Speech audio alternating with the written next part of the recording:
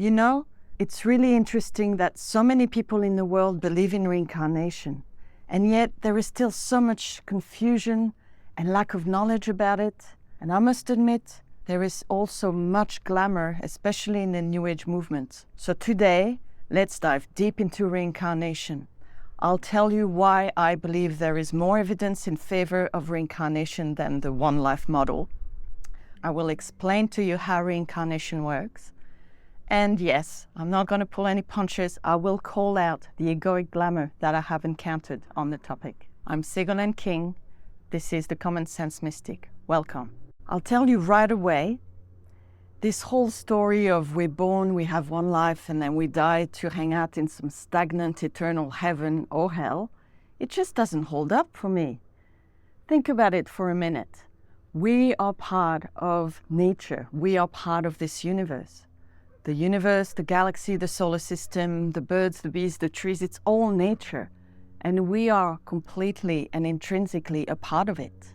Nature, creation, is governed by laws and principles and even a certain structure and architecture which repeats from level to level. This is some of the truth behind the famous Hermetic axiom, as above, so below. The same principles which govern creation on a higher level also govern it on the lower level. There is a higher correspondence and a lower correspondence of the same laws and the same principles. This is just how it works. And anyone who's been a student of life and a mystical student of our existence knows this and has seen this. It's undeniable. As we are part of nature, our existence, our lives, follow the same patterns as that of trees and planets and solar system. One of the fundamental laws of physics is that energy is never destroyed. It simply changes form. And we see that at play all around us all the time. Think of the cycle of seasons. Think of nature. The way that a tree grows leaves and flowers and fruits only for them to die and fall off, go into the ground, and then be composted to feed the soil that will then feed the tree to start that whole cycle again in the next year after year after year. Our lives follow the same patterns. We are born, we grow into full fruits, we live a life, we start to wither away, and then we cease to exist. And when we die, our body returns to the earth, whether it slowly decomposes or the ashes are returned to the earth. And the energies of our bodies on other levels, etherically, emotionally, mentally, becomes released back to the earth because we are a part of the earth.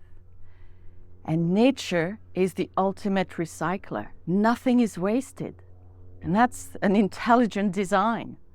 What would make us think that our souls follow a whole different pattern? If life works in this constant cycle of recycling, of course, our souls are going to follow the same patterns. It just makes sense. If you are coming from a more religious framework, let's say the Christian framework, for instance, God is a God of love, of infinite forgiveness, patience, tolerance, and love. He is our divine parent. Now, would a good, patient, loving parent give his children only one chance to get things right? Would you, as a parent, not give your children the opportunity to make mistakes and to hopefully learn your lessons? You have to remember that the divine realms operate on a whole other scales for us. What is a leap of time to the realm of God is a very long time for us.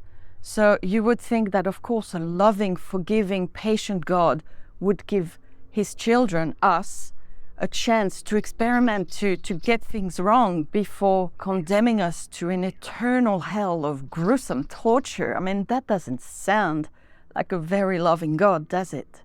What about purgatory? Well, what is purgatory?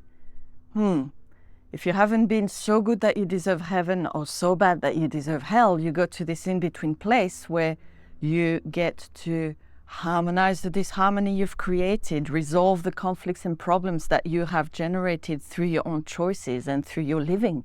You get to right the wrongs that you've done. You get to learn your lessons. And you know what? That sounds an awful lot like reincarnation.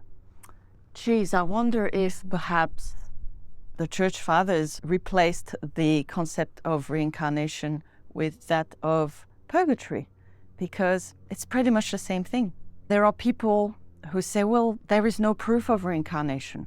Well, there's no proof of the one life theory. Seeing a tunnel when you have a near-death experience and seeing loved ones there doesn't prove that there's only one life. All it proves is that when we die, we don't necessarily reincarnate straight away. And to me, there is actually a lot more evidence in favor of reincarnation than not. I mean, think about these kids that come into life with the ability to speak or understand a language that they've never learned before and no one around them speaks, or have the opportunity to play an instrument, and after a little bit of instructions in no time, they play at an incredible level, at a level that a 3, 5, or 6-year-old really shouldn't be able to. What makes more sense, that these gifts come out of nowhere, or that this is simply the soul that is embodied in those children, continuing on from previous lives where perhaps the soul had those skills and could speak those languages, and then brings them into this life? I myself once knew a child who could speak a language that they'd never learned and no one around them spoke when they were very little. When they grew a bit older, they forgot about it. But still, where did that come from? And then there's, of course, some stories about children remembering who they were when they are young. How many of these stories are true, not true? And I think it's probably a bit of both. But really, all of this should tell us something. So to me, reincarnation simply makes more sense. On top of this, I've had my own experience. I had my first past life experience when I was 13.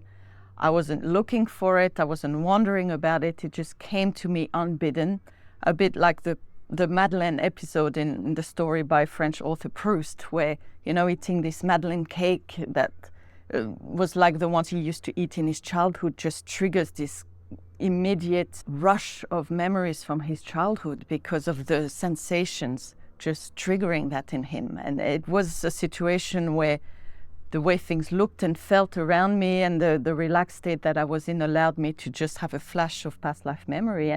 And it was nothing I had experienced in this life. In that memory, I was a full-grown man with many years of experience behind me, experiencing and feeling certain things that, as a 13-year-old girl, I'd never experienced and felt, nor imagined. So I didn't imagine it. I wasn't looking for it. I wasn't trying to make it up. It just happened in the space of a few moments. And there's more. So I can't deny reincarnation, and really, given what we know of our world, of nature, of creation, and how it works, it just makes more sense. So how does reincarnation work? Well, you can't really explain reincarnation without including the concept of soul and karma. Like everything in life, in creation, God, source, the universe, spirit, whatever you want to call it, seeks to learn of itself, to experience itself, to explore its potential, to explore what's possible to create, to be, to do, and to become. Same as us in our lives, again, as above, so below. Just like we are born and we go through life wanting to have experiences and learn about life, about ourselves, see what we're capable of achieving, following what we love. The same is true on every level of creation. Just, different frameworks, different reality, but the same principles. And so reincarnation fits into that. It feeds into that. This cycle of life and death is really about the soul having many experiences and then having time in between incarnations to integrate those experiences and to prepare for the next round of incarnation and learning and experience in order to evolve, in order to explore its potential, in order to become more of its greater divine potential. I did a video a couple of weeks ago where I explore more into details this concept of the soul. It's called This is the Meaning of Life. Check out the link at the end of this video. But reincarnation feeds into learning, growth, and evolution, and that's important to understand. Karma is the other side of the coin. What is karma? Karma is what we have created through our past choices. It's kind of like our energetic bank account of good versus bad deeds, so to speak. It's a very simplified way to see it, but it's basically we make choices, we behave in certain ways, we have an effect on ourselves and on the world around us, and this energy, these outcomes that we create, then follow us around. If we make many choices of love, have a loving impact, then we accrue some karma of love. If we make choices of fear or cause harm, we'll accrue karma of fear and harm. And energy naturally seeks to return to its natural state and its natural place, which is the energy of creation, the stuff of God, which creates everything and runs through everything, which is love, which is light, which is truth. And so any energy that we, through our own free will choices, have created to be less than unconditional love, less than light, less than truth, will need to be returned to a natural state of harmony, of the state of the energy that we are all made of. And so reincarnation is part of this cycle of helping us face the consequences of past action and hopefully learn to make better choices. Karma can manifest as feelings that come up within you or events that manifest in your life, so you can have the experiences and then hopefully learn the lessons necessary. Perhaps have the opportunity to heal, to clear, to fix some of your mistakes. Now, for more evolved souls, for light workers, reincarnation will also be influenced by the call to service. Any soul who has evolved to a certain degree on the path of spirituality will naturally just feel the desire, the natural pull to serve, to help the plan, to help the planet, to make a difference, to bring more love, more light, more truth, more harmony, more unity, more balance into the world. And so such souls will also incarnate in conditions and places where not only can they undergo the lessons they need to learn and face and harmonize their karma, but also potentially serve and make a difference in their environment. And all of this is set in motion, organized before birth, which is part of the cycle of rebirth. We have this cycle, so there's the preparation for the life, and we are born. There's the early phase of life, which sets the foundation for the life experience. Then we have our life, a grand adventure of choosings, and regardless of what plan we and the higher self had before we came into incarnation, we still have free will, so we may choose to follow the plan or defect on the plan. And like every choice we make, there will be consequences. Then there's the wrapping up phase of the life where we integrate the lessons. Then we die, and that transition then takes us into the post-life Bardo review, which is part of the afterlife process to help us integrate the lessons, the experiences, and the wisdom from our life that we've just finished. And that goes then, cycles right back into preparing for the next incarnation, and so on and so forth. And so every life is truly one day in the life of the soul. And this is where I wish to address one of these common egoic glamour, which I have encountered many times among people on the spiritual path. People might have had past life regressions or be told something by a psychic, or perhaps have their own experience of some past life memory. Sometimes that's real, sometimes it's imagined out of desperately wanting to have been someone else. And start to go, ooh, I was this person. And of course, these are always glamorous embodiments. I was a queen, and I was a priestess, and I was a great warrior, and I was a master, or I am this master's twin flame, or whatever the story. It's rarely like, ooh, wow, I remember that I was a murderer. Well, those people really are caught up in the glamour of wanting to have been someone important in another time. The thing is, only the ego is going to make such claims, and only the ego is going to really make it about you here now. Because of course, who you are here now as a person, the little leaf at the end of the branch of your soul tree, has never been anyone else. You are not anyone else.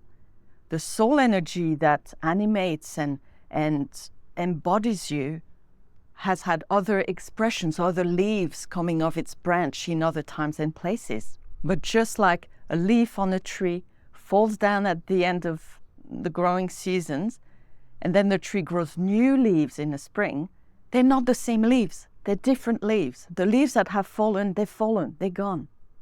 So watch out this whole thing of saying, I was this and I was that in a past life, especially if it's about inflating your ego, making you feel important, or if it's in a way to escape who you are now, because that is just the ego trying to distract from this current life project, this current creation, this current life experience. You are you. Only the initiate who is soul identified, fully soul identified, might say, I was this person or that person in another life. But that is not something that such an initiate would get caught up in or get caught up in glamorous imaginings about, and certainly not making grand claims. The use of remembering past lives is to help us be better now. Whatever you've done, whoever you've been in the past, if you are given to remember it at some point in your journey of self-remembering, it's only a question of, well, how does that help me learn my lessons better? How does that help me harmonize my karma? How does that help me be a better version of myself now? Because it's a journey of evolution. So we are supposed to be moving forward from whatever lives we've had in the journey behind us. So stop looking to the past, stop making grand claims, and focus on who you are now. Anything you remember is only useful in terms of how it helps you evolve. And I must say, if I have to meet another embodiment of Mary Magdalene or Jesus or Saint Germain, I think I'm gonna be sick. I'll just do a quick run through now of these different stages and steps of the cycle of reincarnation. So before the life, the soul that has gone through its end of life review has now hopefully integrated some good lessons, and there is a plan set into motion as to what the next life needs to be. Now, the soul has some input into that based on what they really want to experience, what they're curious about, what they're wondering about, but there's only so much input that most individual souls have, because the soul tree, your higher self, as well as the beings, mentors, and guides on the inner planes that support this process, will also know what you need to experience. So it's just not a question of, oh, I want this and I want that. It's not Santa Claus, and it's not like shopping at a supermarket. Energy sets outcomes in motion. So the energy of your own karma, the energy of the higher self's desire to evolve and to learn, as well as some of your own tendencies and choices and desires, will all just coagulate together and create a life. Now, as the soul starts to find a place to incarnate, and that could take a little while, you know, the reincarnations doesn't happen immediately. It can take a little while to find the right place, the right parents, the right time, the right situation to suit all of the factors that come into this wonderful life recipe. But once that situation is found, the body starts to precipitate into the lower planes from whatever plane of existence it stopped at. The more evolved the soul is, the more it will withdraw to a higher plane of experience after death, and most people stop on the astral plane or the lower mental plane for the afterlife review. So whatever level you're coming from, you start to precipitate your energy to co-create with the genetic material of the parents to create a body. And that body will grow, and part of precipitating this incarnation is downloading whatever coding, whatever energetic imprints needs to be part of this embodiment for you to undergo the experiences you require to clear karma, to evolve, potentially to serve. And so the situation you will be born into in any life is not random. It's either a consequences of your past choices, your karma. It's what you require in it to prepare you for the work of the life ahead of you. Or it might be that you have unresolved karma with your family members. Or it might be to give you certain experiences to help you develop certain qualities in yourself that are important at this stage in your evolution, and perhaps prepare you for service, if that applies to you.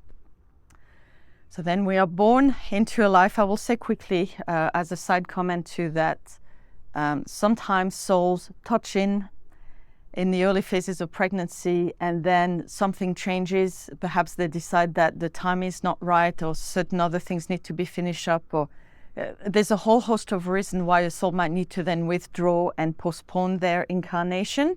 And that is the story behind many miscarriages. Sometimes there might be something wrong with the body that started to manifest, so we have another go.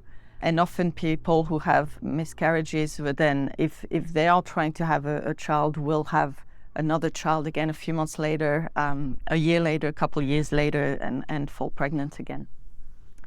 And once we are born into this life, then the early phase of incarnation, childhood, teenagehood, is really everything I've talked about, is giving you the foundational experiences to prepare you for the life, to help you perhaps clear some karma, undergo certain lessons. It will help cement the imprints that have been downloaded into the embodiment in order for you to undergo certain experiences, have learning, and be prepared for whatever you need to do. It sets you up, whether through challenges or through nurture. Both of them serve a purpose, and I know that some people have very difficult childhood. I have myself worked with many clients who have had very difficult childhoods, and it can be hard to see the benevolence in such experiences, but nothing happens at random.